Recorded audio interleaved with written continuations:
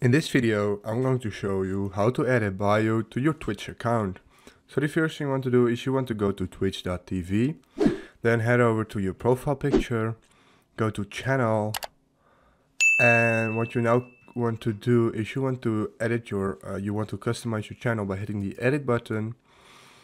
And now you can go all the way down till you see bio, and here you can add something like I make gaming streams every night, something like that, just something about your account, and then hit save changes, and this is basically it. So if this video helped you out to add a bio to your profile settings on Twitch, please leave a like, please subscribe, and see you next time.